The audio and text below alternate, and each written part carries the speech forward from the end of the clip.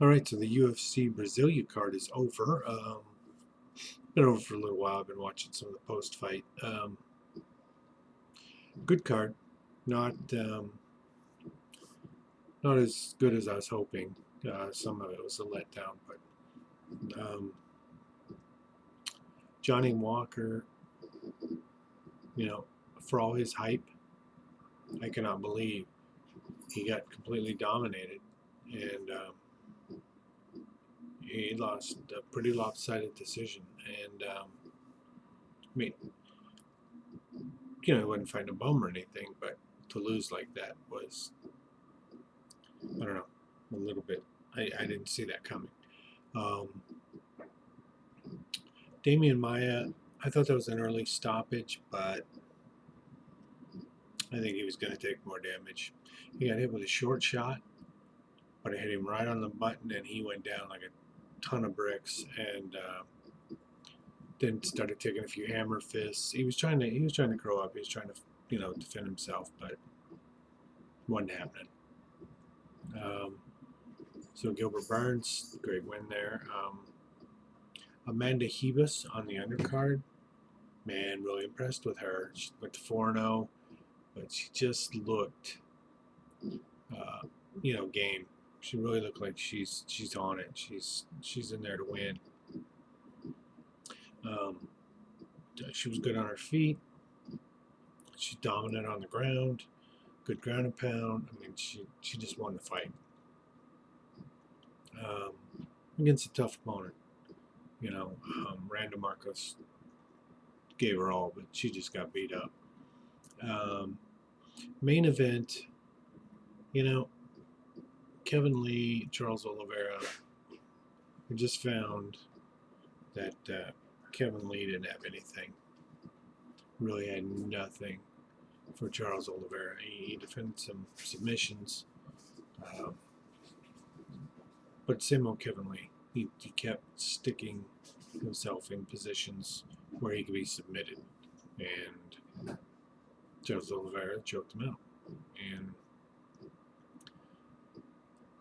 I just didn't see the growth. He's talking about he's ready to do this, he's ready to do that. I didn't see the growth. Um, Personally, he missed weight. This is going to be an issue. He did look a little fatigued in the third, but it was same stuff, different day. I mean, he just stuck himself in bad positions, and then he fought out of several submissions, and you'd say, wow, he did a good job. To an extent, okay, he did a good job, but he just kept putting himself in bad positions until he got caught and couldn't get out. And for a guy who was talking about making a run at a title and all that, I don't think he has it mentally. I think he's just not that guy. I think he's tough. I think he wants to fight. I think he doesn't mind getting hit or put in positions, but he can't open up his mind enough to change his game to where he can actually handle someone's skills and defeat the skills, before getting into him. He got out of some submissions, but he should have never put himself in a lot of those positions. And I think mentally he doesn't have enough there to see the submissions coming and attack in such a way that you're not leaving yourself vulnerable to those submissions. And I think he's peaked. I don't think he's going any higher. I think he'll bang around at this level. And he's going to win some because he's a good athlete, but I think it's done. Charles Oliveira, on the other hand, he just keeps getting better. His stand up has improved. His submissions, his 14th submission, UFC record, looking fantastic. Um, I don't know what's next for him. He'll get somebody good. He better. You know, 37th fight, I think. 36th, 37th fight. Um, 30 years old. And he's outside the top 10. 7-fight win streak. I don't know if that's really fair. He looks a lot better than that.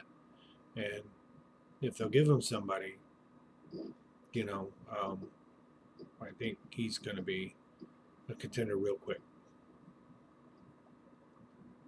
I don't know how he'll get around with that because there's so many people waiting in line already. I mean, Gaethje's waiting in line already. Dan Hooker is up there, you know, because he won.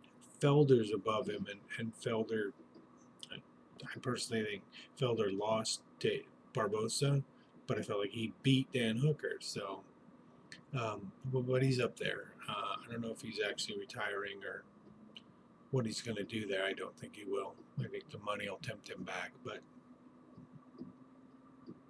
you have fighters at 155 who are in the mix. I mean, not to mention you've got people who don't even deserve a shot like Conor McGregor. Conor McGregor he had fought at 155 since he got his ass kicked by Habib, and so I think he totally doesn't even belong in the conversation, let alone in the top 10.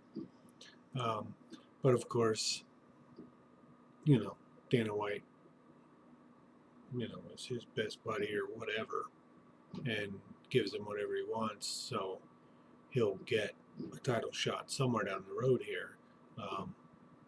And whether he deserves it or not, that'll step in front of somebody else.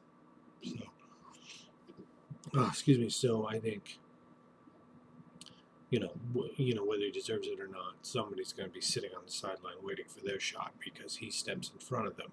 And Charles Oliveira, I think, is one of the people getting pushed onto the back burner. I think some of the things that hurt him is the fact that he doesn't speak English. He speaks Portuguese, and a lot of people don't care for that. So I think that that's going to hurt him for, you know, popularity. You know, you can't cross over. You know, hardcore fans are going to love him because he's a great fighter. But I think a lot of casual fans are going to say, hey, you know, nothing there for me. Even if he is talking trash, I don't know it, and I can understand it. So that's a big deal.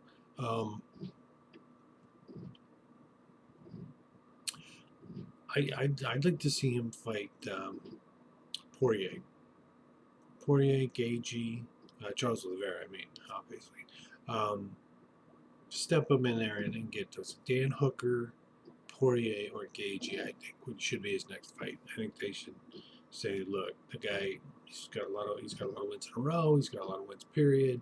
He's got record submissions. I mean, he's knocking guys out. He's submitting guys. He's just a talented fighter.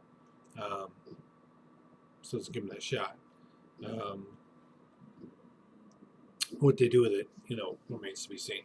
The other one for me is Damian Maia. I really like Damian Maia. I always have. But I hope he's 42. I hope we've seen the last of him. I hope he can just train people, you know, enjoy himself there, make a little money, and ride off. You know, he got dropped tonight, and I think it's a premature stoppage, like I said, but I think handwriting was on the wall. He probably would have just taken more damage. So it would be nice to see him, you know, get that just behind him. And then finally, Gilbert Burns called out Colby Covington at 170. That's a fight I'd like to see. That could be very interesting. I don't think he'll get it. I don't think Covington will take it. I think Colby thinks he deserves a title rematch. So I think that's where that stands. But it's an interesting call out. It was an interesting fight and good night of fights. And hope you enjoyed it.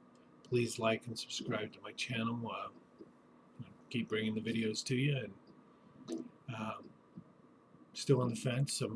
Like I said, don't matter videos. Look for somebody to do a live broadcast with me, maybe on the Habib Tony fight. I think that could be fun, and to have a partner to go back and forth with, make it a little easier to do a 4 or 5 hour, you know, live cast. If you had someone to speak to instead of just speaking to the camera, you might beat yourself or whatever. So, but anyway, my number 970-209-5796. If you are interested and you're in the Las Vegas area and have some knowledge on MMA, please let me know. But like and subscribe. Okay, I really need that. Keep this going, keep it moving forward, and I'll keep doing what I can. Hopefully getting better. Thank you.